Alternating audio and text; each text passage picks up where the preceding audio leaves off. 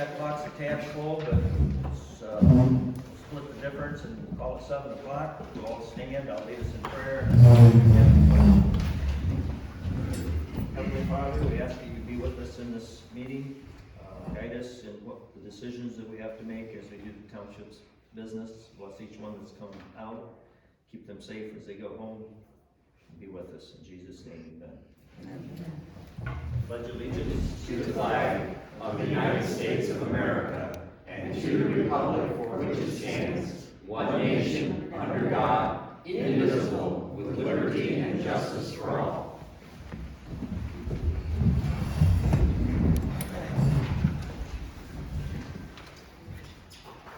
If you had a chance to look over the agenda, I'd entertain a motion to approve.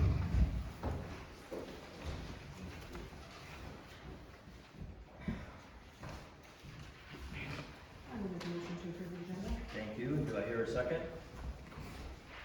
I'll second. Thank you, Jason. All in favor, aye? And opposed? Any opposed? Carried.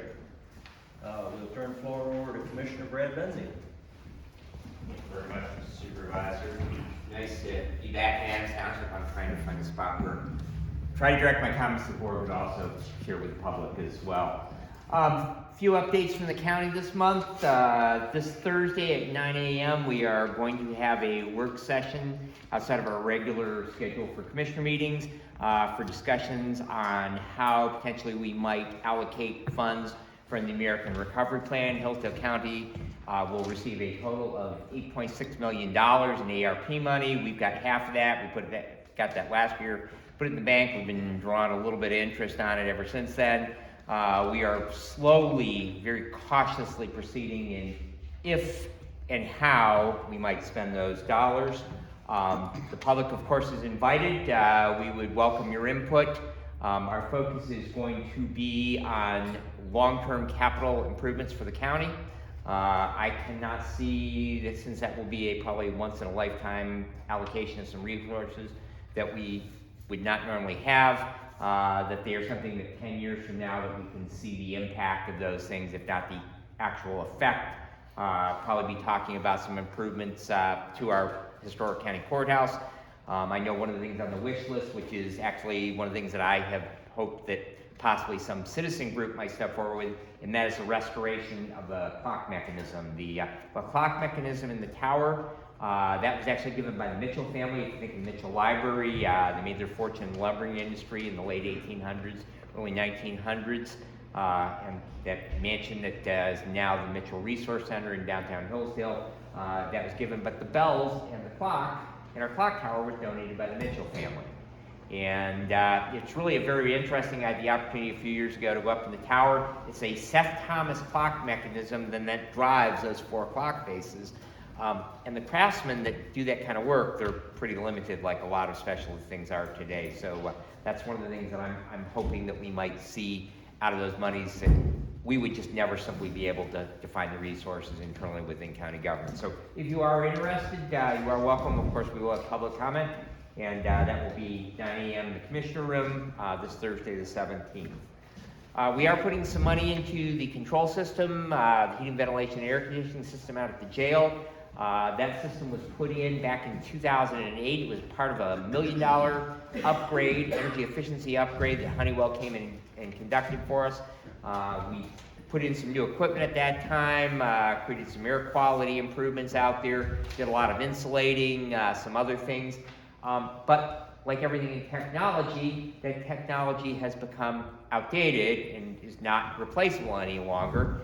And there are about 300 different points in air management, temperature management, humidity management throughout that building. Some are climate controlled year-round, some are not. So our jail is not air conditioned. The office area is. So, but because of that, we manage air a little bit differently in those spaces. But there's about 300 different points that are controlled by the control system. So we voted kind of an unexpected expense, but we could not fix it. We actually lost control of the system and got locked out of it. Had to hack our way in, because like many things, it is a computer system. and we're able to regain control, but we are putting in the same controls that we put in at the historic courthouse last year when we redid the HVAC system. A company by the name of Nightwatch writes that software and control products for it. And the nice thing about it is we'll have one unified control system now for a couple of our buildings, with a hope moving forward that all of our buildings eventually could be on that same control system. Concern for those of us that live out in rural America. I live down in Woodbridge Township, about 5 miles from the Ohio line. I get my internet at home from a AT&T box that sits up in my kitchen window and comes off cell towers. Sometimes it works okay, and other times pages are pretty slow to load. I think every one of us has experienced that. As part of the federal infrastructure bills that went through, love them or hate them, there was a bunch of money that was allocated for rural high-speed internet improvements.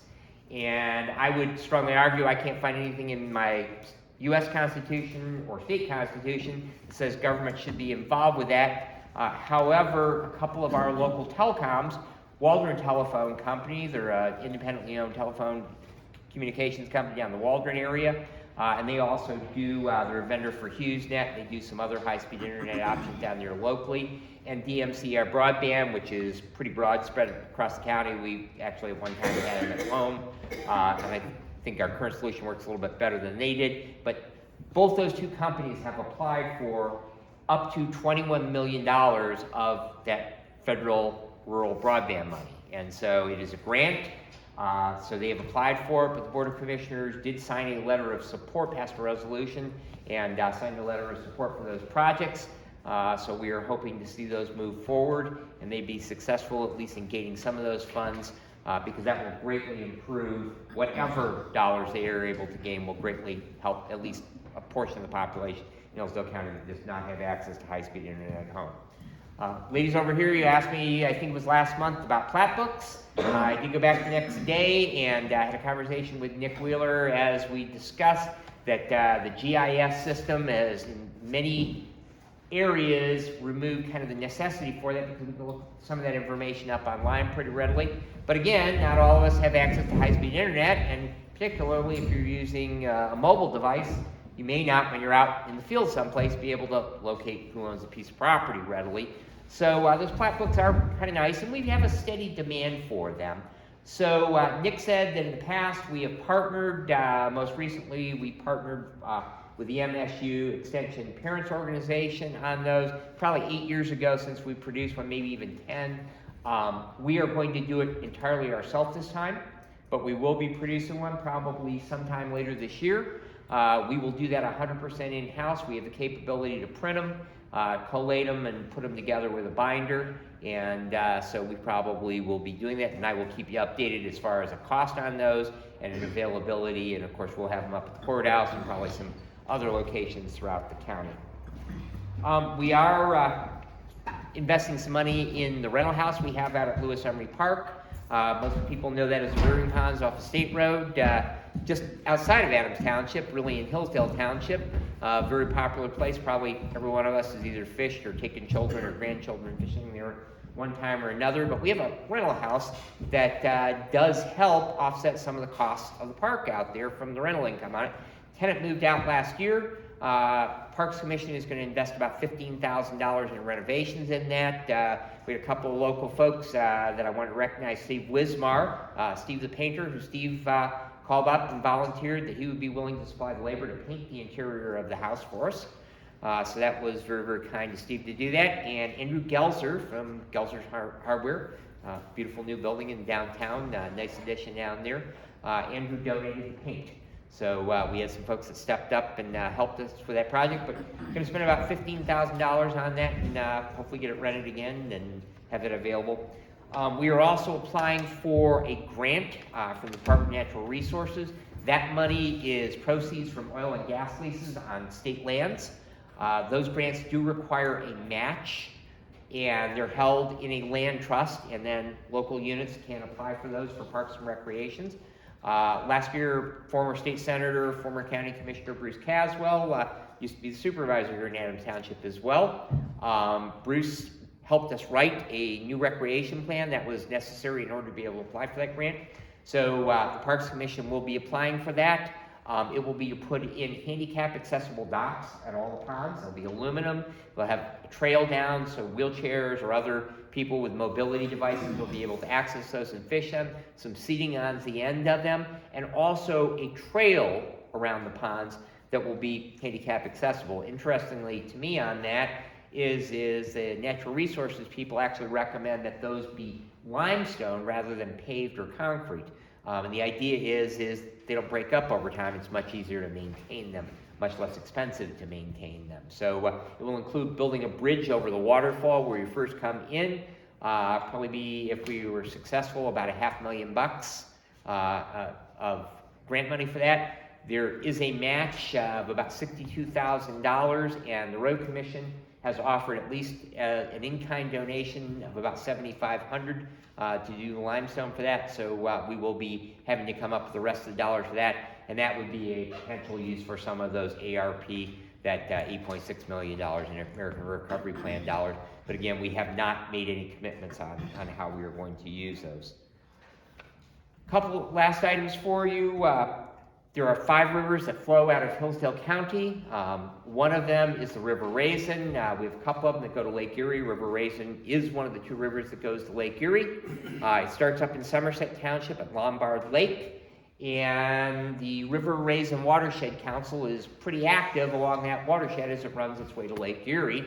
And so we have a lot of ag land and water that goes downhill, and one of the concerns over the last few years with Lake Erie has been an algae bloom there. And one of the things that has been pointed to as a potential cause for that is possible runoff from ag land. And I'm not necessarily certain that that might be the case. We have a lot of other things, combined sewer systems that flow into rivers, other ways that add nutrient loads to the lakes. But Hillsdale County did elect last month to become a member of the River Raisin Watershed Council and at least have a seat at the table in the discussion, because that water does flow out of our county. Of course, we have 4 other rivers that do as well. If those watershed councils were to approach us, we would be probably equally willing to join them as well. I will be the representative, so if you do have any concerns about that, please feel free to reach out to me. If you don't have my contact information, it's on the county website. And the last item I have for you is we are updating our county employee handbook. Interestingly enough, because of the separation of power under the Constitution, the judiciary, we the Board of Commissioners, are not co-employers with their employees, and we cannot set policy. So we've always had 2 handbooks, one for the courts and one for everybody else that works for the county. Our new Chief Judge Lisney, she was very receptive to the idea that we have one handbook for everybody. And so we are getting that fine-tuned. There may be some areas within that that do allow for different policies for employees that work in different sections, but we will have one employee handbook for everyone. And so we should be rolling that out probably within the next month. I would like to add, included in that is we do have a policy in Hillsdale County that I drafted back, I believe, in 2013 or 2014, which does allow all of our county employees, if they are legally capable, to carry a firearm at work. Hillsdale County very strongly supports gun rights, and we feel if we trust those people to carry a firearm outside of work, they most certainly are equally trustworthy to carry one at work. And that concludes my report for this evening, unless you have questions for me.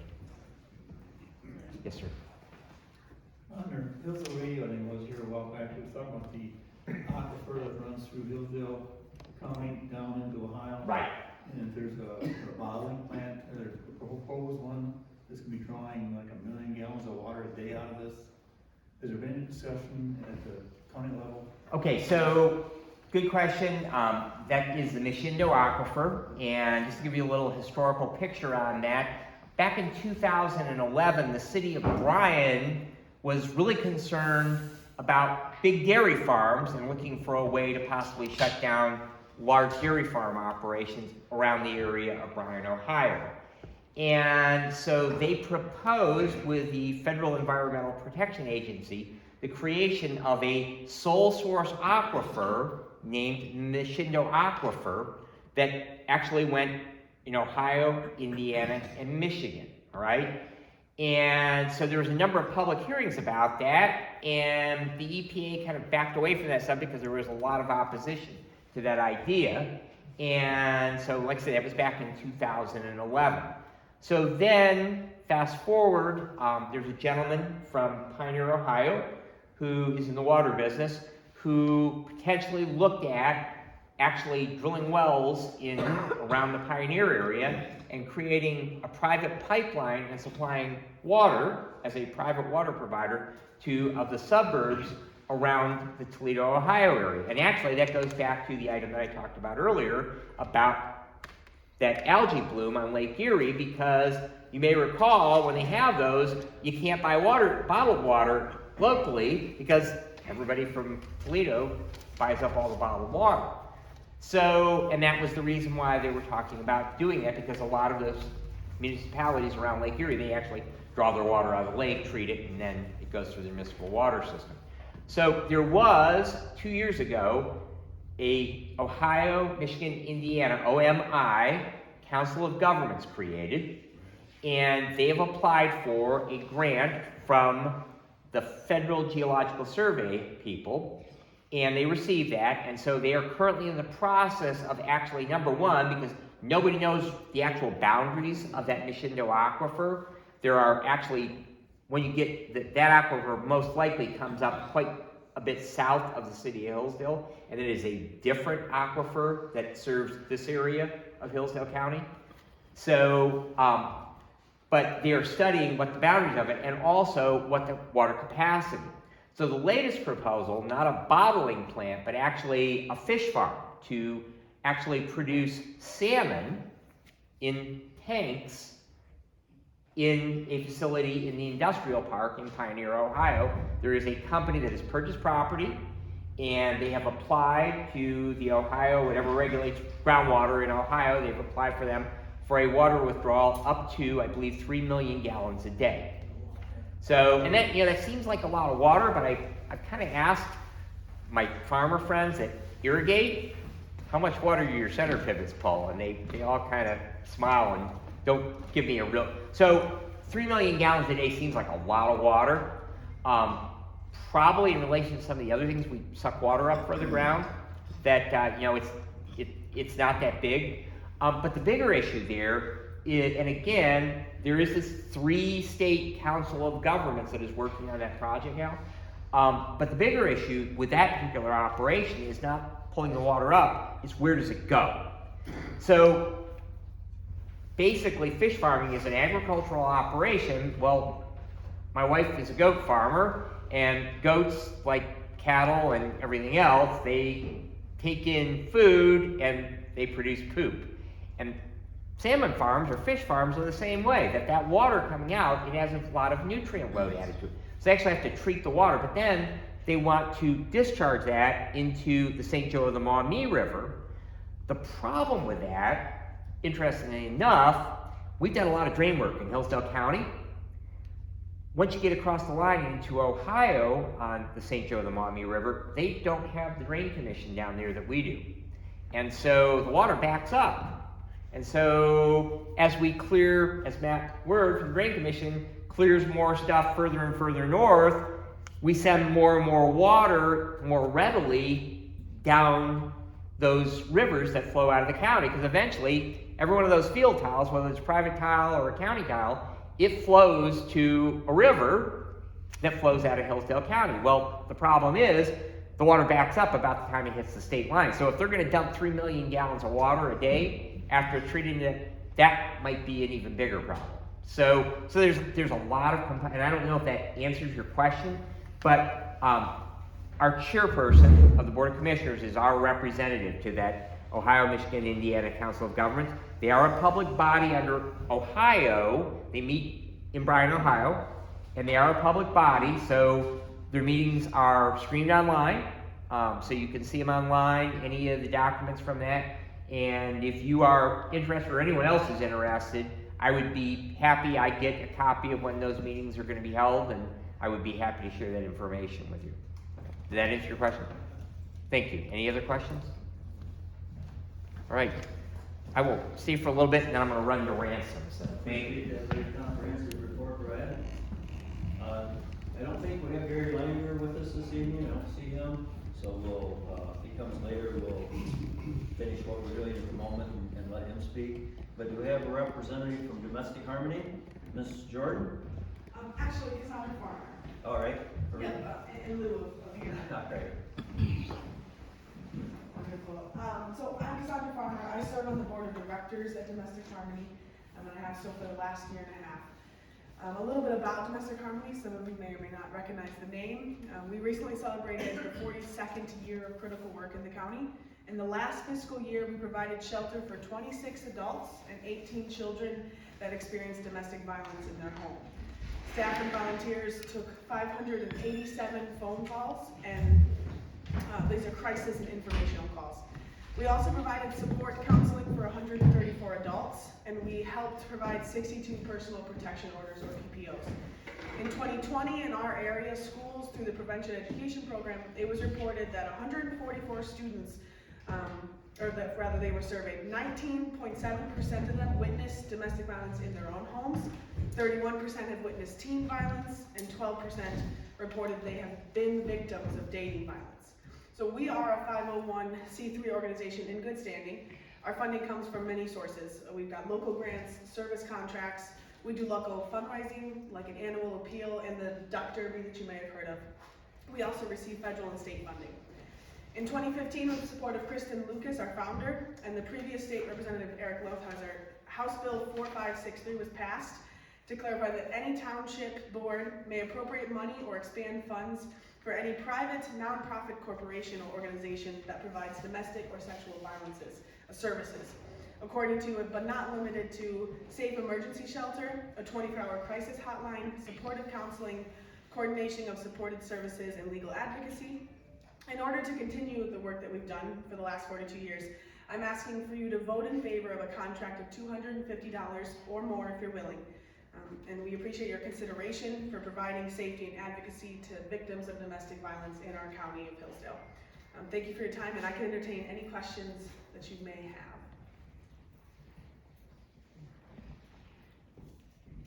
Okay, it was also mentioned that sometimes after these meetings, people may ask, like, where are some of our other needs? So I would love to leave a needs list that maybe could be glanced over if you so feel inclined. Just up here would be okay? I just add a little bit of a comment. I don't know how the board will decide on this. Other townships have, not necessarily all obviously, but a certain township I have in mind, individual constituents said, I'll donate. Individual board members donated. So if you feel, I'm glad to see as many people to hear this presentation, because I think a lot of people believe this is a pretty worthy cause. I'm not going to say one way or the other. I'm not intimately familiar with it, but no doubt they do offer some good services. So if you believe in them, the board may end up voting, but there's some thought that we shouldn't take your taxpayer money for individual things like this. So I would beseech you to, if you think that they're a worthy cause, to chip in a little out of your own pockets. And the board may or may not, depending on the ending vote. So thank you for your presentation. Yes, thank you. Any questions yet to them? Thank you. Thank you. We've got a pretty large group here. I'll go over our policies that we voted on for public comment. We do allow up to 5 minutes for each person. If you want to talk that long, you can, but if everybody talks that long, we're going to be here a while. So I'm not trying to discourage you from talking, but if you have something concise, precise to say, maybe keep it as simple as you can. Comments, it's not particularly supposed to be a conversation with the board, but your comments can be addressed to the board, and if you interject, you know, that kind of limits someone's time if someone else is talking. So I open the floor for public. Randy, Can we get a name and address for the people who are going to speak? That's often done. I don't know where the law stands on that if you have to say who it is, and a lot of times we know each other, some of the frequent Still, ones it'd be that nice come. to But if, at least have it, yeah, if you wish to state your name and where you're from. yeah. So I'll open the floor now for public comment, Jen. Janice Roberts, I live here in the village, and that's a good idea, Randy, because the last article that was in the paper quoted things I said that I didn't, so. Anyway, my only comment is, this past week, I heard on the radio, there's a township in the UP that had their voting machine tampered with. And so I done a little research, I find out those machines have to be destroyed. The same as Adams Township right now, has to be destroyed. Adams Township has to buy a new voting machine. It will cost between $5,000 and $6,000, just because ours was tampered with. Anyone else? Did they get a report on who says it was tampered with? I mean, where did the report come that says it was tampered with?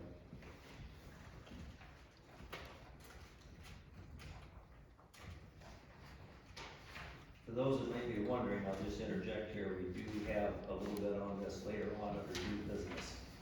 So, who else? I would like to reflect that since no laws were broken before the machine was stolen, from the township, because somebody was asking questions, and I really feel like there's a scenario of put the thumb down on somebody asking questions, but no deadlines had been not met when that machine was taken, and then the ballots were also taken. So I feel like the onus of proof is on the state, and if they took that when they shouldn't have, they need to buy us one. Why should we be buying one?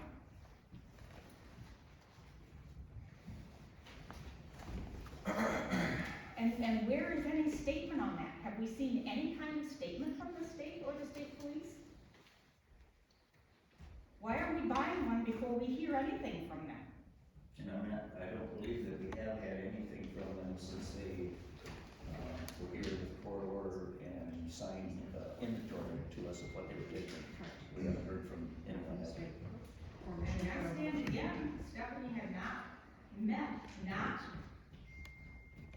any deadlines that were upcoming. She had questions, and the county may have thought she was not going to do it, but she had not missed any deadlines.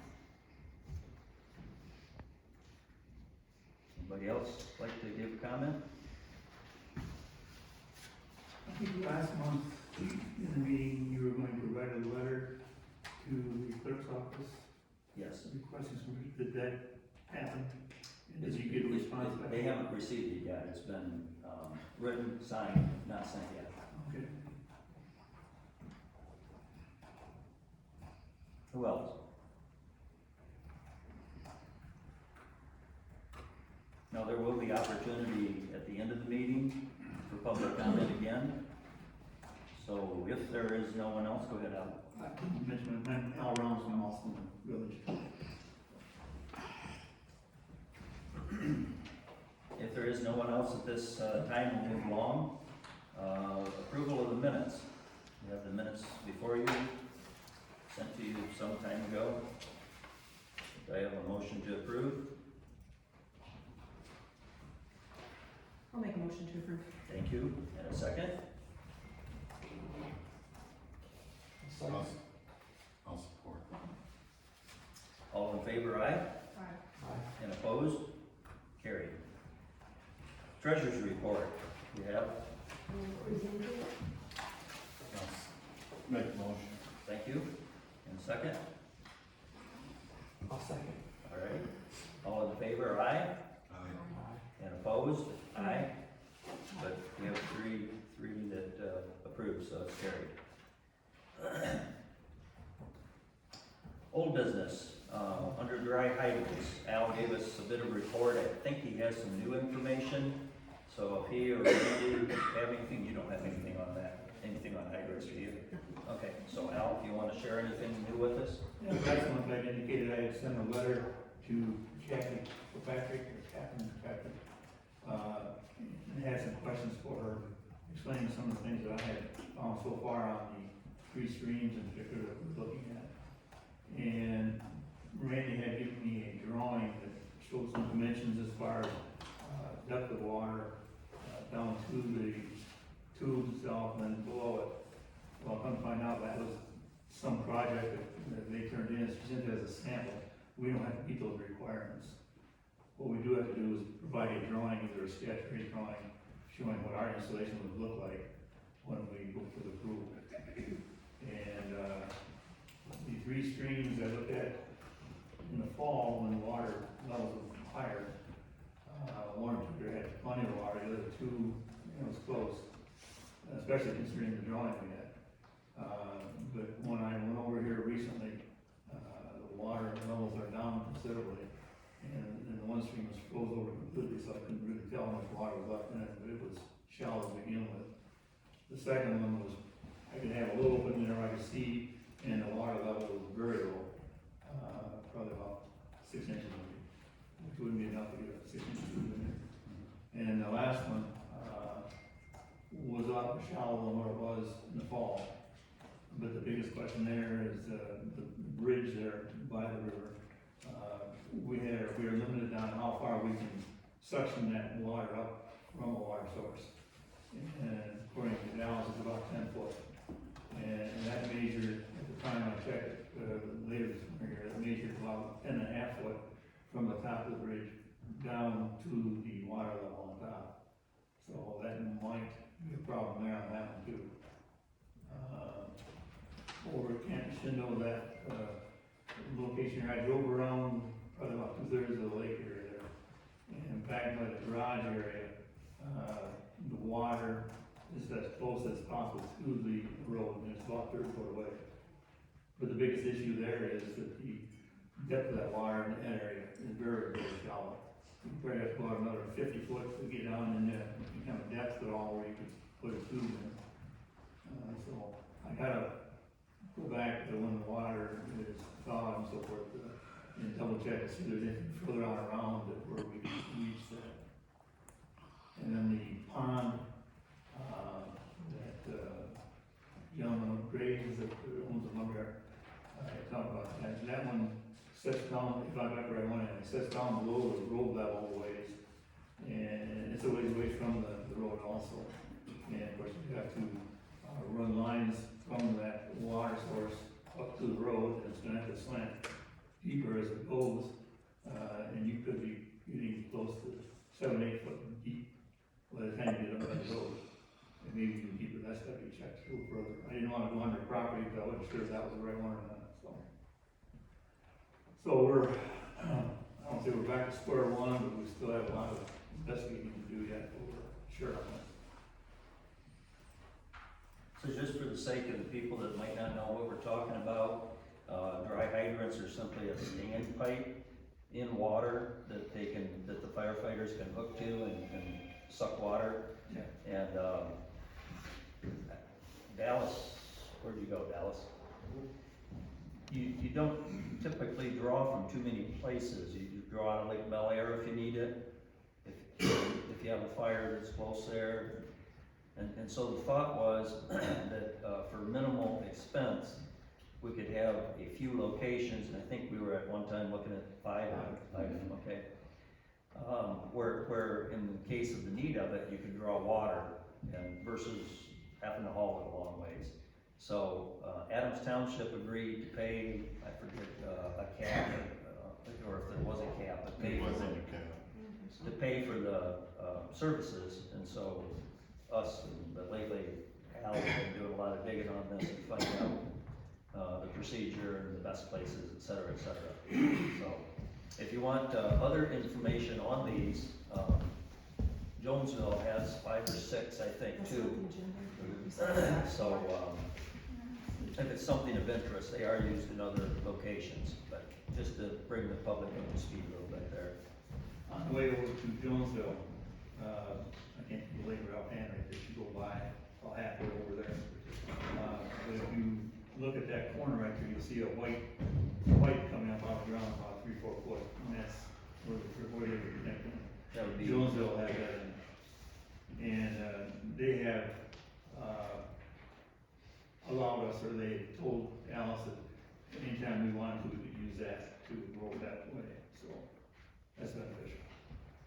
And that, I think, is on North Adams Road, and I believe it's Half Moon Road. Yeah, right, yeah, that's it. It might be Half Moon Lake there, I'm not sure.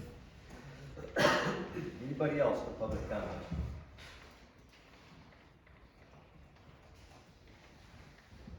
Hearing none, we'll move along. Wait a minute, we already approved the minutes of the treasurer's report. We're on dry hydrants, it wasn't public comment, somebody correct me. Solar ordinances. Stephanie has it all typed up. I don't know if we have anything other new on that right now. The planning commission hasn't been addressing that as just late. They've had some physical problems with the chair. If anybody doesn't know, you might give a prayer or send a card or whatever to Darrell Williams. He's had some difficulties just lately. He's the chair of the planning commission, and they're dealing with the solar ordinance. On the Old Town Hall Library, we do have the purchase agreement countered. I gave the board members each a copy, and that would be for the purchaser to pay all closing costs, and we extended the closing date also from the prior offer. So I don't anticipate any problems with that. We might have to put the dates out again because the buyer's going to be away for a few days, but we may also be able to get it around and get it in. The Lake Bel Air resolution, I've got to do some checking with the attorney on that. We cannot come up with anything here that we're aware of. Somehow, the resolution was made in meetings, but somehow the paperwork didn't get finished up and filed, and we just kind of blew it there. The laptop for, not so much for me as it is for board of review, but I think the supervisor can use this as well. The current laptop we have is Windows 7, which is not supported anymore, and might be as little as 2 gig, which is very small, but I'm not sure if we were looking at the right specs in entirety. So I've contacted Dave Holcomb. He's checking into Hewlett Packard that would be suitable. He's thinking around 1,100. So I may go ahead and make that purchase and get with the assessor if Dave comes through with that kind of a figure and a suitable machine. I did have a call today from the assessor, and the week of the 14th through the 17th, to board of review. Okay. We will get back to it, and I just got to answer the phone. Okay, very good. I'm sorry, week of 14th, 14th through 17th, sometime in that week. Our board of review members have been notified of the training.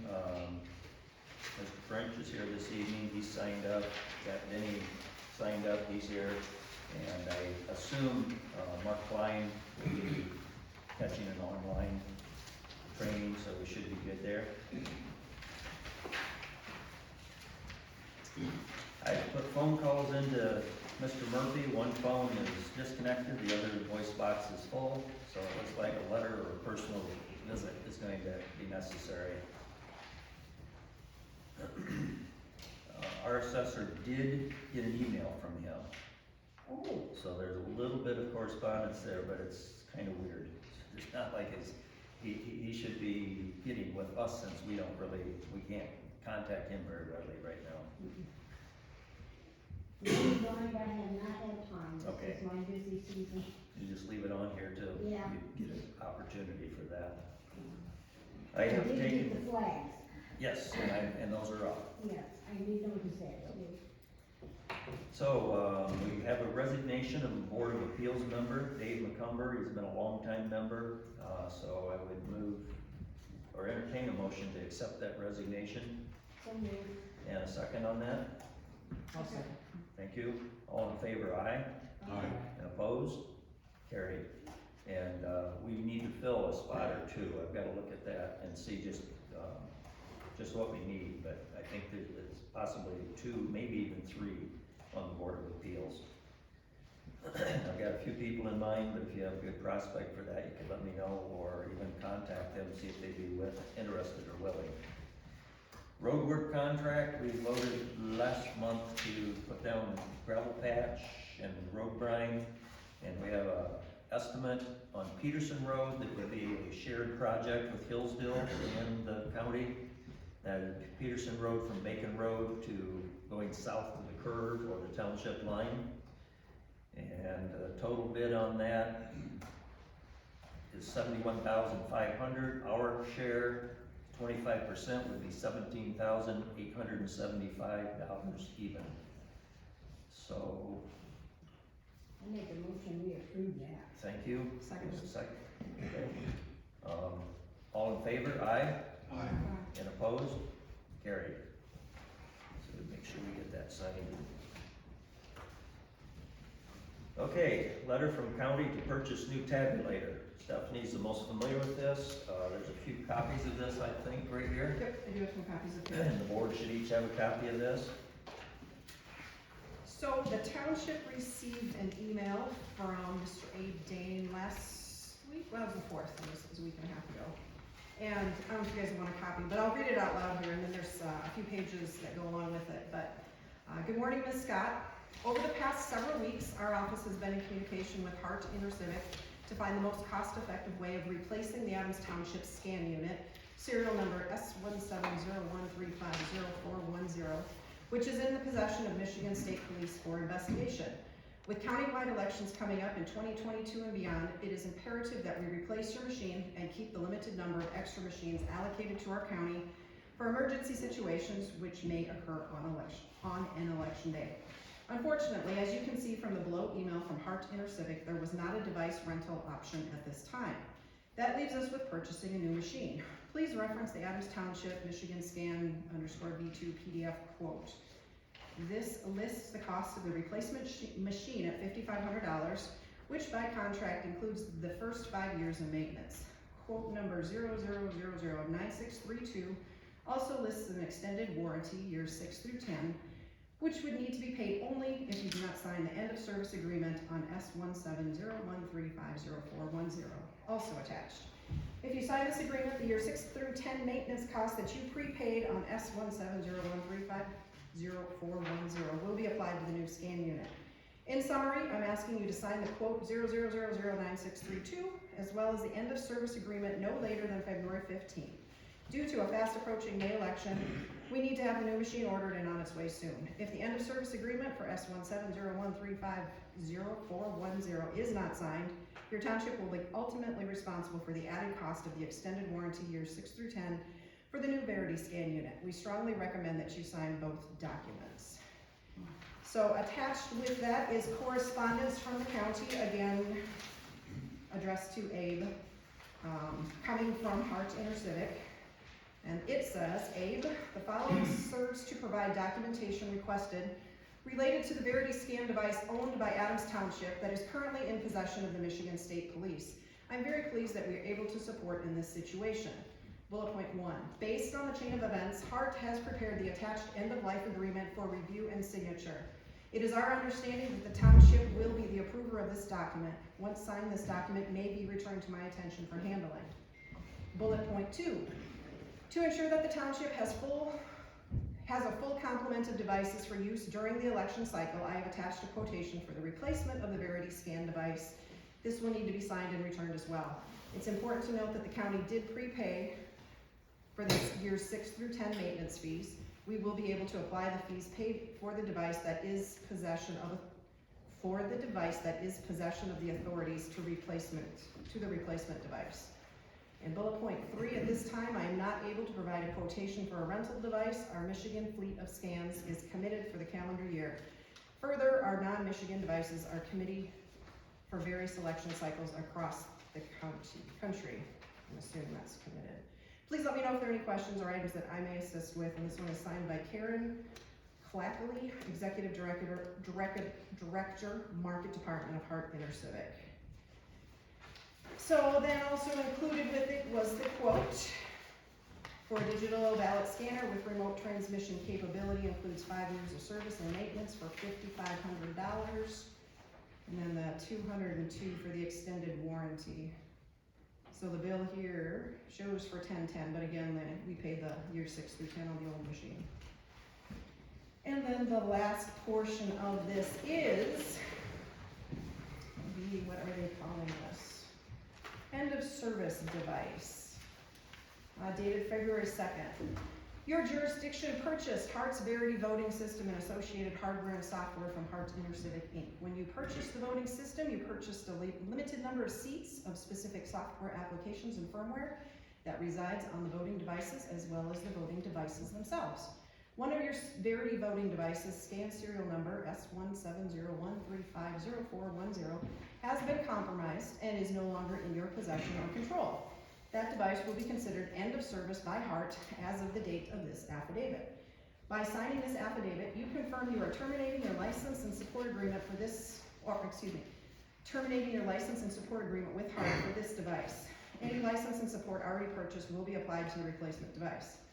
Terminating service for serial device serial number S1701350410 means that your device can no longer be used by you or others. You do not have a right to transfer title to conduct elections of any kind. Hart will pick up and destroy device serial number S1701350410 when it is available. Hart case number 032660. Please complete and remit the signed affidavit to Hart InterCivic within the next 30 days. Email to hartsupport@hartic.com. Along with this form, we've included paperwork for a replacement device. Once we receive the signed form and the signed quotation for the replacement device, we will put both on file, send you the replacement device, and update your asset log. If you have any questions, please contact Hart Customer Support Center at 1-866-275-4278 or hartsupport@hartic.com. Thank you for your business. Peter Litchenheld, CERA, Hart InterCivic, Senior Vice President of Operations. Before you continue, in the second paragraph, they state that it has been compromised. My question would be by whom? Good question. That was gonna be my next question. Since state police custody, I'm not sure how it's compromised. So the issue here, to me, comes in with a series of events that started October 26th, in which the Secretary of State, Michigan Bureau of Election, unconstitutionally, with the aid of the Hillsdale County Clerk's Office, came in and stole the township's property with the help of a couple of board members, and they are now unconstitutionally trying to decide and direct me as to what my constitutional duties and authorities are of the office of a township clerk. I'm elected by the Adams Township constituents, and I am not appointed by a state government in this capacity, and as such, I 100% do not support doing anything with this tabulator as it's sitting where it needs to be right now until something gets settled on this. I don't think that's your choice. It is. I don't think so. We need to look at the I think you better constitutional, look at, we I need to think, look at I think what constitutional you duties did, and authorities I of think what you township did was clerk. without board approval, without knowledge of the board. And when they took that, who was violating the law when they took that? Could you specify what she did? Yeah,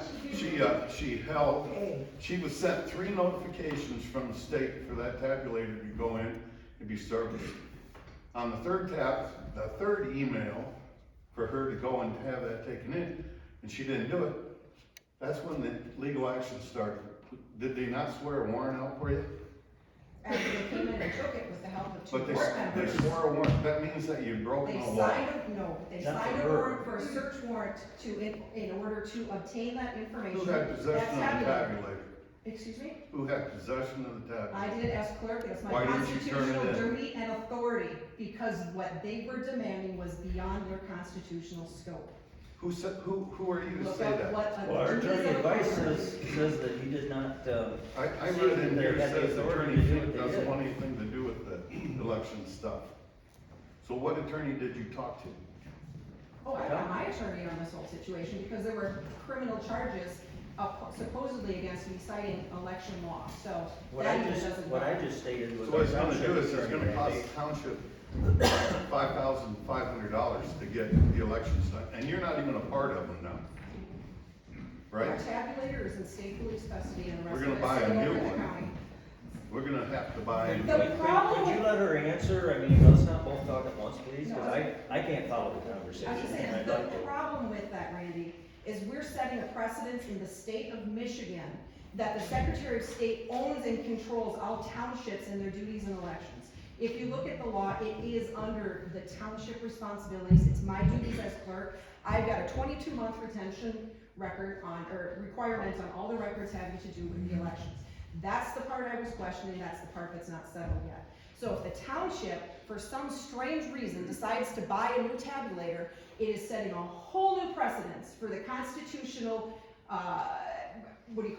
performance of elections in this state. So And it's a pretty heavy burden you're talking about Let there. me ask you, how are you gonna do an election without one? That's a good question. You probably should direct that to the Bureau of Elections or the county clerk's office. Well, they've already sent their recommendation of purchasing a new tabulator. No, this is between the county and Hart Intercivic. What this actually says is the county and an outside vendor are what are deciding what happens at our elections. And that's just wrong from a constitutional standpoint.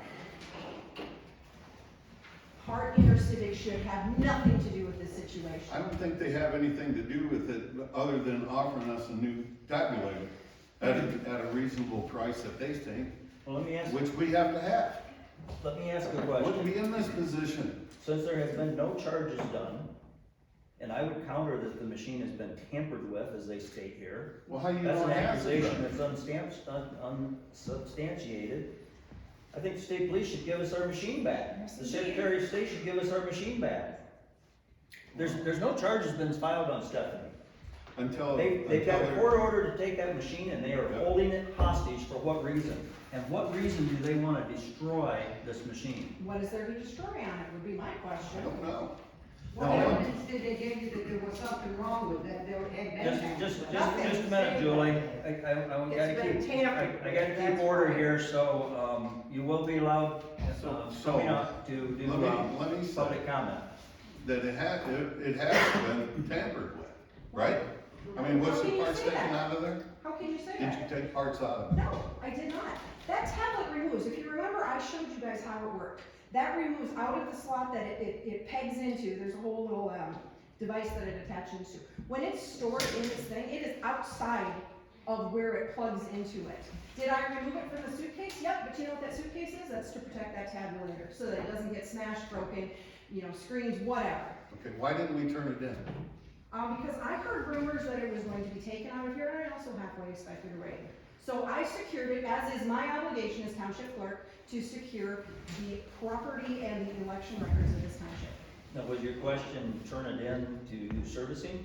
Was that Yeah, your why didn't we question, or just what? turn it in? I didn't miss a deadline, it wasn't due till the end of the year. December 31st, I have that in writing. Other townships ran their elections with tabulators that hadn't been updated, also had that in emails. I did nothing wrong back in October, nothing. This had nothing to do with an all-paper ballot. No, I was throwing ideas out to try to explain to you the dangers of having an electronic device counting these things. This needs to be looked at, and you can see other states and other places in this state are looking at that aspect of it. You could go back and count them by hand if you did. Do you have any idea how many hours I have into this? Any idea? Do you? Well, the problem is that they're saying that, we have an election coming up in May. Yep. Wouldn't you think they'd address who's doing the election when I've been stripped of all Well, those duties? I believe the county's gonna do it. So then I Then what think do the we county need should tabulator provide the for? machine. Well, I The think, county was party to this, yeah, and there have been no charges filed, there have been no accusations against her, they only took our machine. they did take the machine. And I think we need to stand behind our clerk. I think we need to get a new tabulator. And I think we need to decide tonight You are if so. we are gonna vote on getting a new tabulator so that the May elections can go on without a hitch. You will be Because safe. otherwise, how can you guarantee that we're gonna get a tabulator before the May elections? The And it's fear our tactics are obligation to provide a ridiculous. place to vote. But you are setting one heck of a precedence for elections in the state of Michigan. If the township bows and buys a tabulator because Hart and the county decide we need to buy a tabulator after they took the tabulator in the first place. That's insane. How many Absolutely people- insane. Our state didn't take it. Huh? Hart nor the county took that. Well, the county came in and acted as the brown shirts under the direction of the state. There was nothing legally signed. There was no signature from a judge. It was a letter from an unelected official. So what are we doing? We're gonna succumb to these bully. By the judge. The state police. When the state gotta- police gotta- served a gotta- search warrant, but otherwise it wasn't. They had no right to come in. I missed 0 deadlines and I didn't misconduct. I didn't break into the tabulator. I didn't do a thing. Well, right now, that whole point is, No, it's not moot, especially when they're coming back and saying they're gonna destroy the tabulator. and they Why? are, because they say Why? it's compromised. Why? They're playing it as compromise. How is it How do compromise? we know it's not? Then we need to be investigating it, don't we?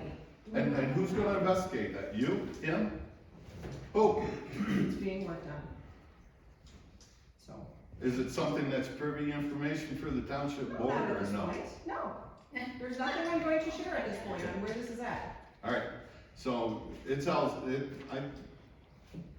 my thought is to purchase a new tabulator.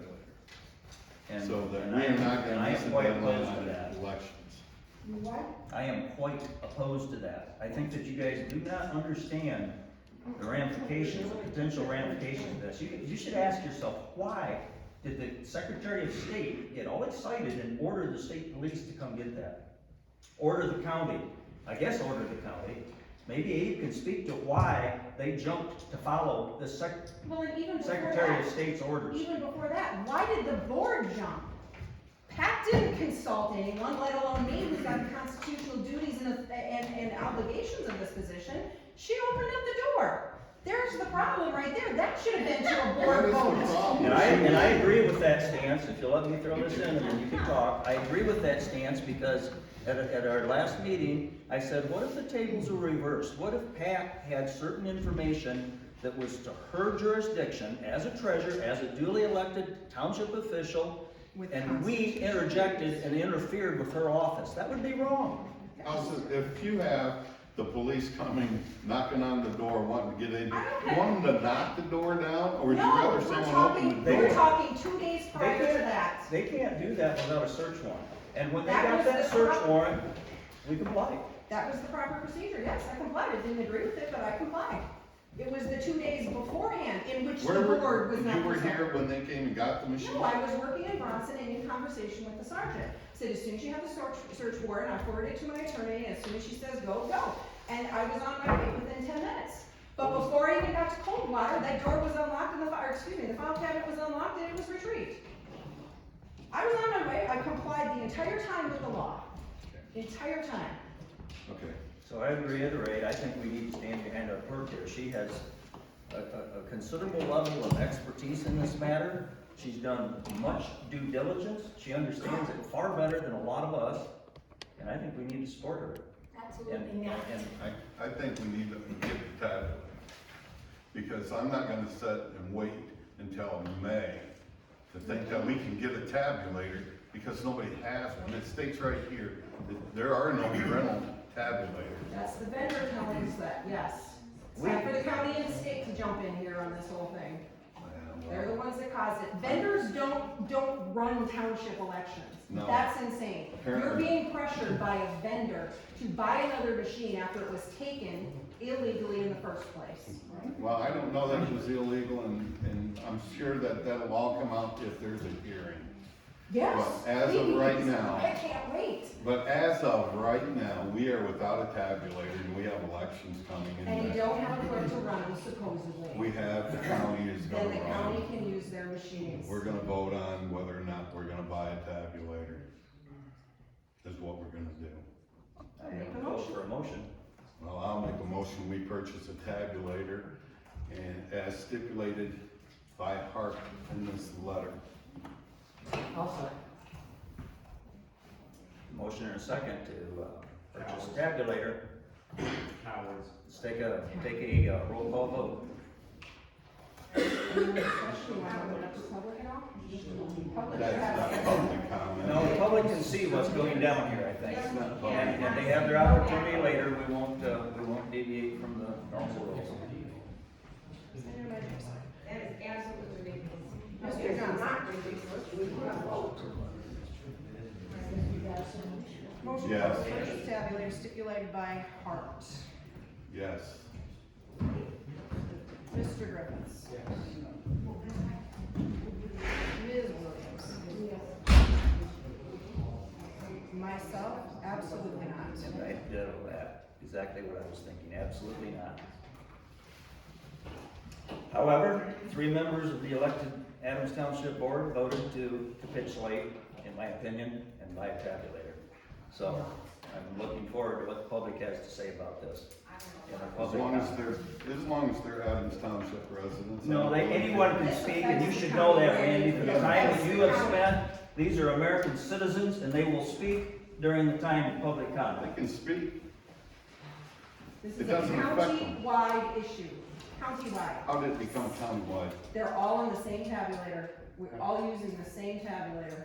Well, we're getting a new one. Okay, Thank you, Randy. moving on to the budget workshop.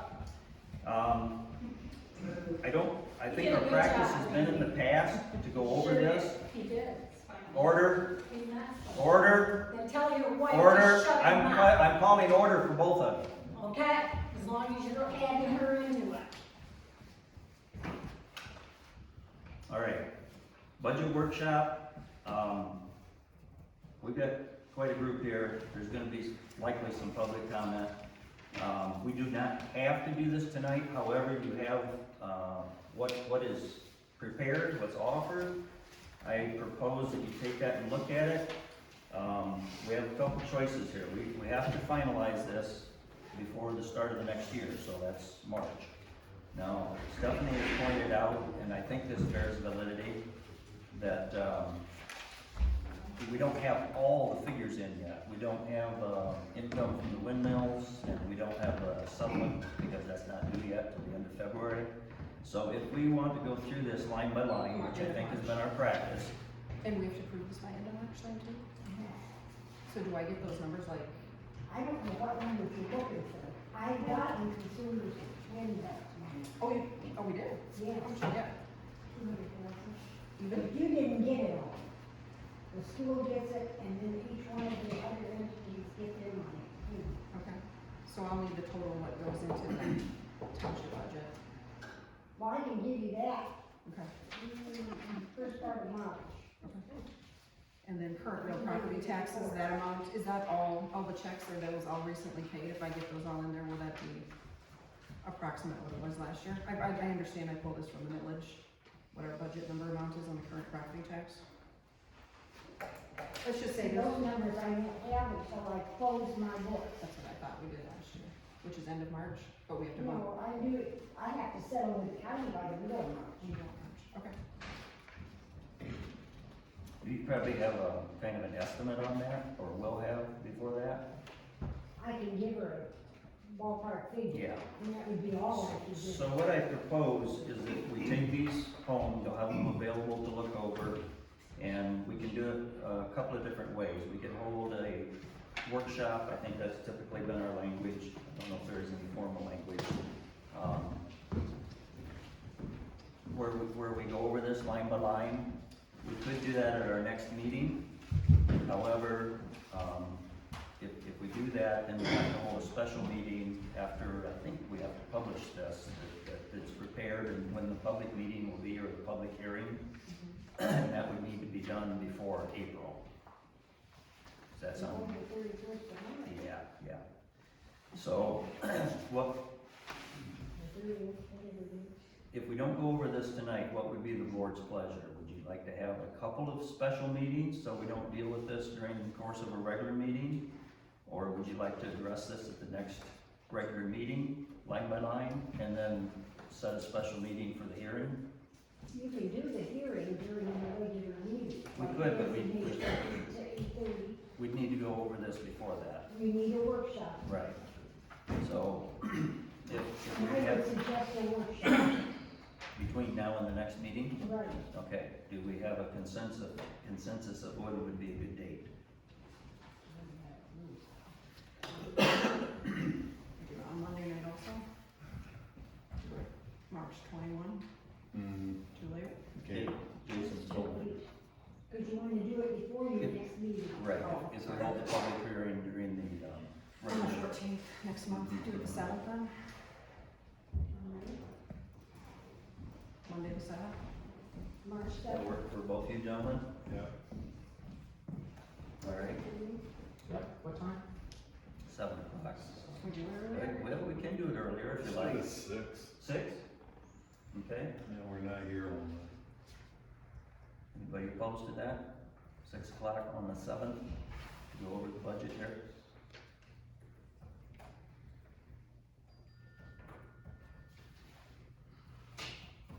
Okay, and then, likely will I give us, time enough to make notice? Cause I'm not exactly sure. If it doesn't, we'll just have to hold a second special meeting. I think you can go over it, if that's all we're discussing is the budget, you ought to be able to do that in 2 hours. Well, what I'm saying is if it needs published between the 7th and the 14th. The public hearing, you can go ahead and publish it. We're not gonna argue over our budget.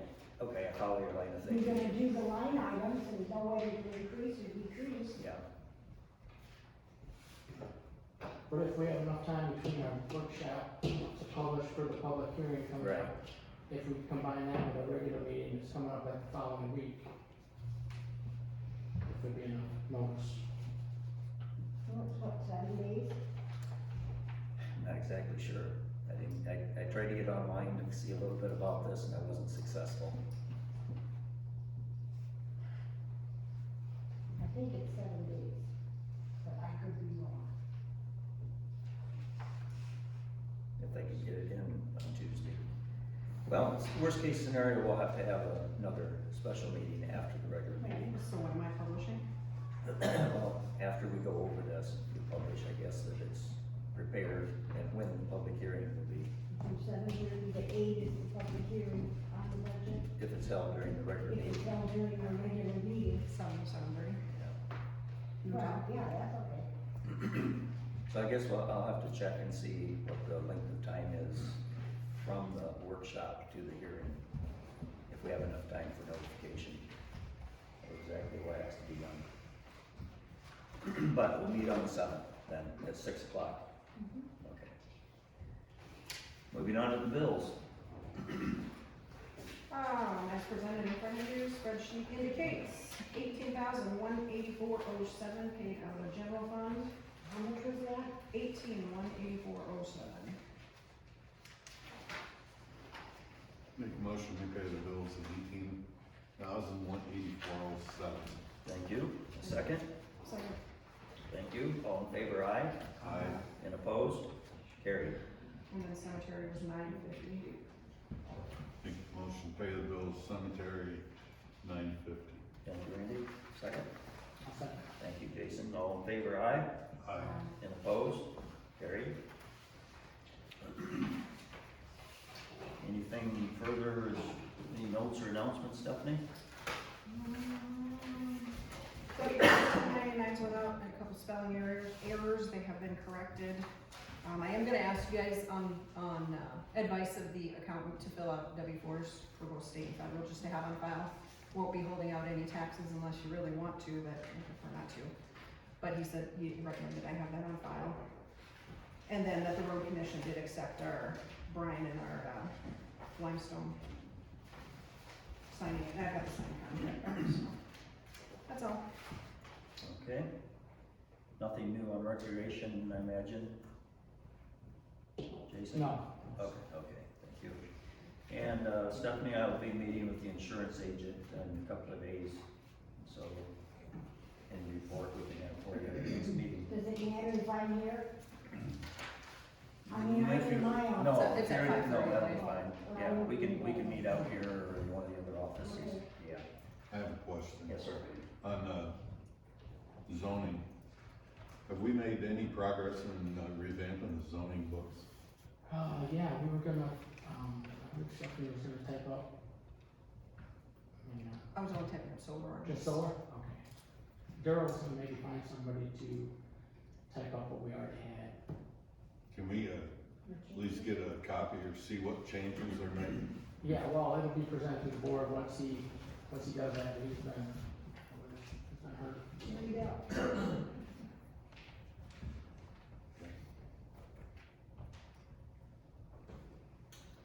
Okay, open the floor for public comment again.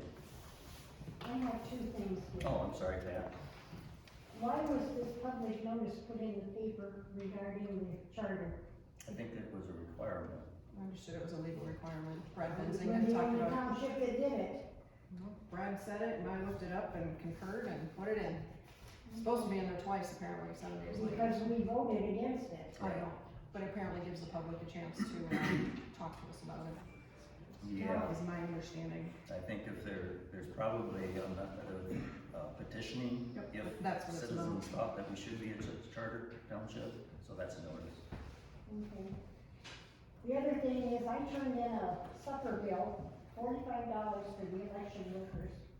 Stephanie has refused to sign it, or to sign the check for it. Always in the past, we have bought supper for the election workers. And we get reimbursed. I think we have done that a lot in the past, but in recent years, I believe they were told that the board of review, which we had in the past been a practice of doing that we shouldn't be. I've never worked an election in which food was catered in. Well, I worked it But all. the township did not carry this election anyway, so I would suggest you submit it to the county. Okay, Stephanie. And I guess I would clarify that, you know, I've bought the board of review, dinner out of my own pocket, but as far as using township money, if I'm not mistaken, That's fine. that's problematic. Anything else, board? We'll go to public comment then. Anybody else? Go ahead, Tony. I just would like to say, I respect your choice to let everybody speak constitutional-wise, but when they stand up to speak, could they please tell us what township they're from? Exactly. Because I am an Adams Township taxpayer, and I would like to know who else is voicing their opinion on Adams Township money. So I respect that they can speak, but I also wanna know where they're from. Yeah, before you came in, I think Randy. We'd already mentioned. Okay. Who they are, about the thing. Okay, thank you. Just a question, that's not, you can't ask that. It's not legal. It's not legal. It's not You legal. know, to it's ask not for- legal. I know No, for- you I know can- for- I know for sure that, you can't if It's you not don't legal. speak. I'm a little unclear if you can require or if they must say if they speak. Where we You can ask find them. that? I've had an extensive conversation with Brian Benzing about that, because Hillsdale City always asks that, and I refused to do it. And I found out, I can't remember, this was like years ago, I looked that up. And so what did you come up with? It's not legal to require that. You can ask it, but Okay, it's okay. not legal to require it. So if anybody speaks and doesn't wish to say who they are, where you're from, it's your prerogative. John Castle, I live in the village. What was the deadline, what was the date that the tabulator had to be turned in? Excuse me, maintenance was to be performed by the end of the year, so December 31st, 2021. And when did they take it? They took it October 26th, they came into my office, and the search warrant, I believe, was the 28th, 2 days later. And then we turned in an empty suitcase, is that what we did? Took the brains of the machine out, separated it, locked it in the file cabinet. So why didn't we keep? Could I clarify quick? The clerk didn't turn in anything. Yeah, I did turn it in. So what did we turn in? Wasn't there an empty suitcase that was turned in? No, it was taken. Okay. The treasurer let them into my office, and they No, took. we were already in your How office. did they get in my office? I don't know how. No, okay, you're talking the state I was police. talking That's to a different David and matter. Jason signed the inventory for the taking of all They my. were already in your office. How? No, you're talking about the state police. Yeah. I'm Correct. talking 2 days prior when you and Jason let them in, where they took They the come. She's tabulator, talking. the scanner, all my ballots, all my returned mail from the previous 3 elections, our 2 laptops, all of our election stuff. AV ballots, AV applications, ballots voted, all of that. You guys signed So inventory. to finish my question, why was it separated from the suitcase? Because I had concerns that something like that would happen. No, it's fair. I have an obligation to protect the information. I have an obligation. That machine needs to be examined. I did nothing wrong, it was in my office, it was secured actually even better than it would have been just sitting out in my office. And there's no legally binding clause that says that it has to be together? No, not that I'm aware of.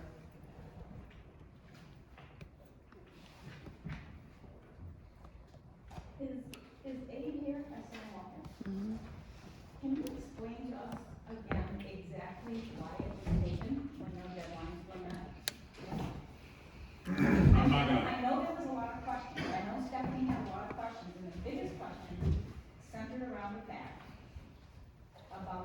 2 months that is federally and state required after a post-presidential election to save the data. And that changing, doing the maintenance and changing the battery would wipe the data. She had a lot of questions about that, and I get that. But she had not passed any deadline. So what exactly was the reason that they can't do that? I'm not gonna answer your question directly because we're 4 or 5 months away from that, and there's all the correspondence between the state of Michigan and Stephanie, and I believe even some of my email, the county's emails, and perhaps Marnie's as well, are public record and are out there for you to view. So there was a lot of back and forth that happened before the state stripped Stephanie of the authority to run elections. And that's all I'll say to that. Yeah, I saw a lot of that, and I don't see anything that was illegal, personally. Well, let me just say this. I believe, if the county had not come in and agreed to take over the administration of Adams Township elections, then someone from Lansing would have. And I think it was in the best interest of the citizens of this township within Hillsdale County that the county take that responsibility rather than allow someone from Lansing to come down here, because that would be very unpopular. I still don't get it when nothing illegal had yet been done. The questions have been asked, but nothing illegal has been done. What reason did they give for coming and getting? They never give any reasons, they just come and got it? If you guys have any trouble finding the correspondence between the Bureau of Elections Director and Stephanie, it's out there on the internet. If you have any trouble finding it, you can contact the county clerk's office, we can provide copies. I'm happy to read it if anyone would like to hear it tonight. Well, there's like 3 or 4 Yeah, but lengthy. it's 4 points that were listed, on both of the letters. It would be, I would suggest though that if you're really curious, you'd look them all up and read all of them, because there was a backstory to it, progression. Not really. There was a suspicion that she was going to do something wrong, but nothing actually wrong happened. Okay, comments are supposed to be addressed to the board, please. So I got a question, I don't know, I'm usually bigger mouth than this, but I'm kind of like, okay. What I don't understand is, on what basis did you guys really think, I mean, you as a board, did you guys feel that she done something wrong, or did they give you something to say, hey, we need to take this because she's doing something wrong? On what, like Brandy's dead set on this, and I'm gonna tell you, Brandy, you're wrong, but that's okay. I like you anyhow, but I'm trying to figure out how, what was their premise for coming and getting it? What reasoning did they state police have to come and get it? They came and got it on what warrant? I would say that the Secretary of State ordered them to. Yeah, she did. And so they came down here and they got a warrant. At that point, you'd be in contempt of court if you didn't comply. Okay. That's what I was trying to figure out. How did you get all this? But to date, there's no response. Heidi, I'm gonna have to call you down because you spoke and you can't just keep speaking all the time. How do you resist? Bonnie. I have a question. Stephanie admitted to more than one meeting that she did this on her own. She was not told by the board, it wasn't voted by the board, she did it on her own. She has also, you guys vote on certain bills to be paid. She'll turn around in the next meeting and say, I didn't pay that, I don't think that should be paid right now. I don't feel if she's not doing her job, then she should get out of it. She's getting the pay for everything, but yet we're paying the county to do the elections, and she's not doing none of that. She's only getting us in more trouble. And I don't think she should be the one who paid for the tabulator, not the township.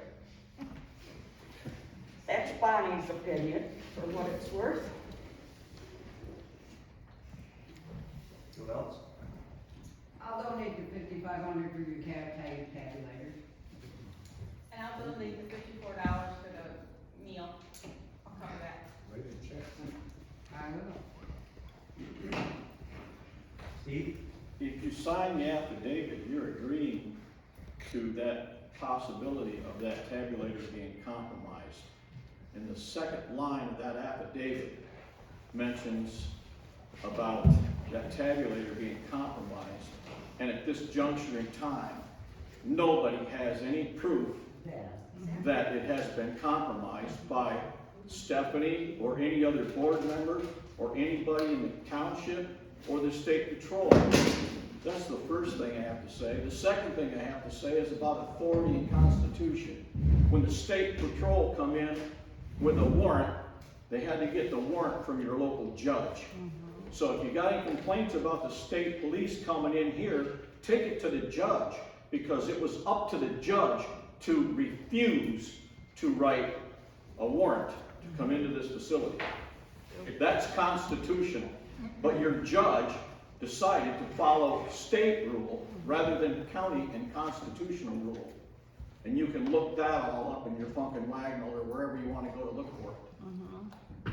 All right, now. That's the hardcore Just line. real quick, it doesn't say that we're signing this agreeing that we know it's been compromised. That doesn't say that. Read it. One of your Verity voting devices has been compromised and is no longer in your possession or control. This device will be considered end of service by Hart as of the date of this affidavit. That's all it says. Says, next line, by signing the affidavit, David, you confirm that you are terminating your license and support agreement with Hart for this device. We're just terminating our agreement with them for that device that's in the state police hands. Doesn't mean that we agree it's been compromised. It just says that we're not going to use that no more, and it's going to get destroyed, and we're going to get a new one so that we can go on. You need to study contract law. Well, I'm just telling you. When you sign the bottom of the page, everything above it, you. I get it. Can I say one thing? I've worked elections in Adams Township for years, and I mean years, back in the 70s. We have never, ever, ever, ever had anything like this happen until we got a new clerk. And we never had any complaints about any of our elections because you work your tail off to make sure every vote is counted.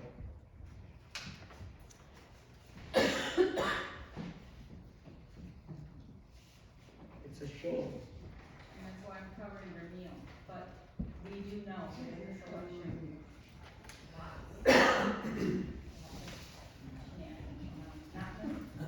Anybody else? I guess it would be nice to establish a reason of exactly why this unit being scrapped. You would, Before it's scrapped. yeah, because you made the same comment when you started out on it. You know, we don't really know what the exact reason is. They say it's, intact or something around it. What's the evidence on it? And I agree that we need to have a tabulator here for elections. So, you know, I agree with Randy on mine. But And in my opinion, less proof